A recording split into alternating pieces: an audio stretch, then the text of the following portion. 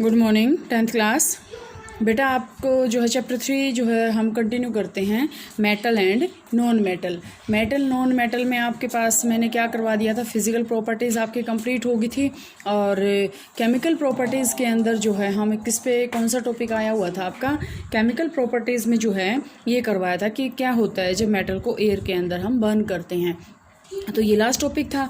Next topic आपके पास जो है वो आता है, वो है कि what happen when metal react with water, कि मेटल को जब हम वाटर के अंदर मिक्स करेंगे तो क्या होएगा। देखो, जब हम मेटल को वाटर के अंदर मिक्स करेंगे, metal plus H2O gives you metal oxide plus hydrogen, ये जो है आपको दे देंगे।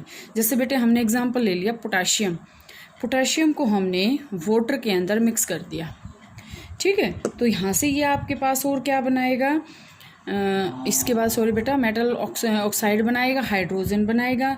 मेटल ऑक्साइड को फिर हम जब वाटर के अंदर मिलाएंगे तो ये आपके पास क्या बनाएगा, सॉरी देखो मेटल ऑक्साइड हमने ले लिया, इसके अंदर हमने फिर से वाटर मिक्स कर दिया तो ये क्या बनाएंगे, मेटल हाइड्रोक्साइड। तो ये क्या बनाएंगे आपके पास है, मेटल हाइड्रोक्साइड। तो इसी के कंसर्न में जैसे हम एग्जांपल लेते हैं, हमने सोडियम ले लिया और वाटर के अंदर उसको मिक्स कर दिया, सोडियम ऑक्साइड नहीं बनाएगा, ये सीधा क्या बनाएगा, सोडियम हाइड्रोक्साइड NaOH, ठीक है। प्लस क्या करेगा, हाइड्रोजन गैस को छोड़ देगा, ठीक है। प्लस ध्यान से देखिए यहाँ पे आपके पास क्या होगा, हीट एनर्जी को वो रिलीज करेगा। हीट एनर्जी को क्यों रिलीज करेगा, क्योंकि आपको पता है कि सोडियम को जब हम वाटर के अंदर डालते हैं तो ये क्या होता है, हाईली एक्सोथर्मिक रिएक्शंस जो हैं ये होती हैं, एक्सोथर्मिक रिएक्शंस होती हैं। एक्सोथर्मिक का मतलब यहाँ पे क्या है कि जब ये रिएक्शन होएगी तो ये हाईली हीट एनर्जी को क्या करेगी, प्रोड्यूस करेगी। इसलिए आपने सुना भी होगा, आगे क्वेश्चंस भी हैं, सोडियम पोटाशियम जो भी हाईली रिएक्टिव मेटल्स होते हैं इसको हम जो है क्या करते हैं, कैरोसिन ऑयल के अंदर कैप्ट करके रखते हैं। क्यों रखते हैं, क्योंकि वाटर के अंदर इसको अगर हम रखेंगे तो ये क्या होती है, हाईली एक्सोथर्मिक रिएक्शन होती है। वाटर के अंदर जैसे ही हम इसको रखेंगे ये क्या बनाएंगे, मेटल हाइड्रोक्साइड बना लेंगे और एक लार्ज अमाउंट में जो है हीट एनर्जी को प्रोड्यूस करेंगे।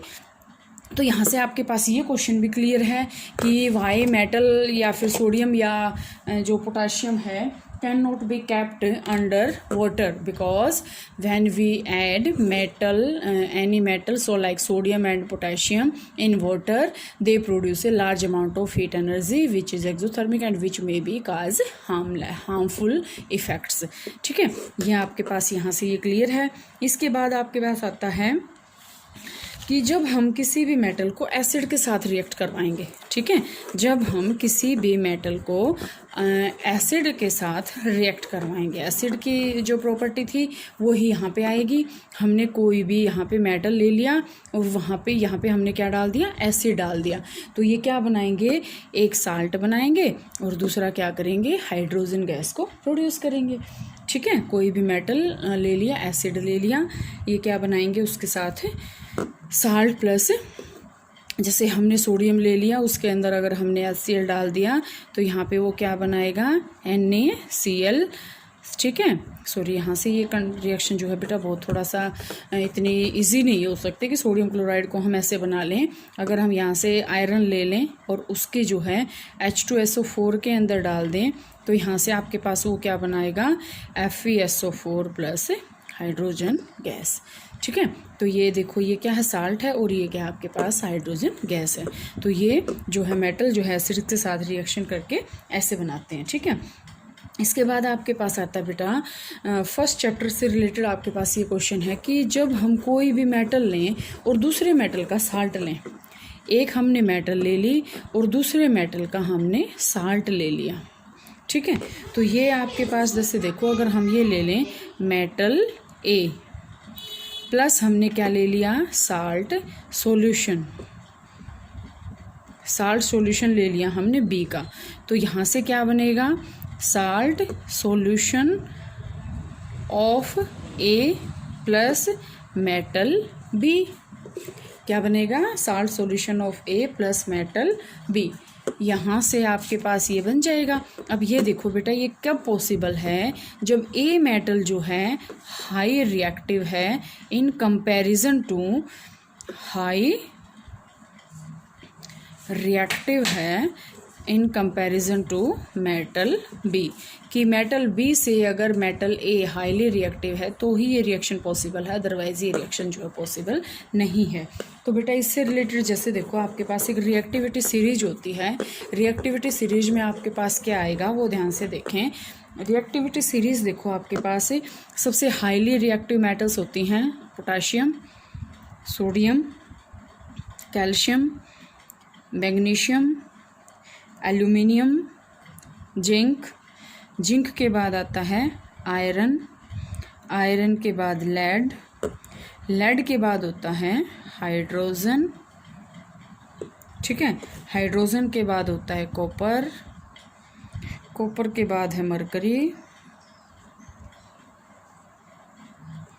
मरकरी के बाद आपके पास आता है सिल्वर, सिल्वर के बाद आपके पास आता है गोल्ड। अब ये जो आपके पास रिएक्टिविटी सीरीज है, ध्यान से देखें, ये जो है आपके पास रिएक्टिविटी सीरीज है।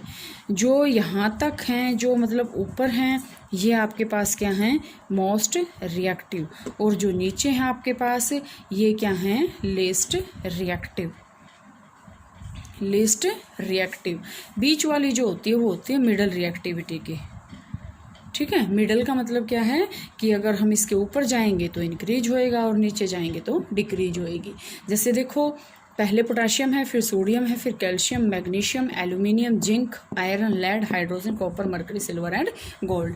अब अगर हम देखते हैं गोल्ड और सिल्वर जो होता है लीस्ट रिएक्टिव मेटल्स की कैटेगरी में आता है। क्यों आता है? क्योंकि ये किसी भी चीज़ के साथ कोई भी रिएक्शन नहीं करता, चाहे वाटर हो, चाहे ऑक्सीजन हो, चाहे कुछ भी हो, ये किसी भी चीज़ के साथ कोई भी रिएक्शन ये नहीं करता। तो ये आपके पास यहाँ से आ गया, ये आपके पास क्या है, रिएक्टिविटी सीरीज, ठीक है। इसी रिएक्टिविटी सीरीज के बेस पे बेटा मेटल नॉन मेटल जो है आगे एक दूसरे मेटल दूसरी मेटल को क्या कर सकते हैं, डिस्प्लेस कर सकते हैं। और जो यहाँ पे आपके पास मेटल साल्ट और जो है ये मैंने ए और बी लिया था, ये इसी के बेस पे आपके पास पॉसिबल है, अदरवाइज ये पॉसिबल भी नहीं है। इसके बाद बेटे मेटल नॉन मेटल को हम जो है कल करेंगे।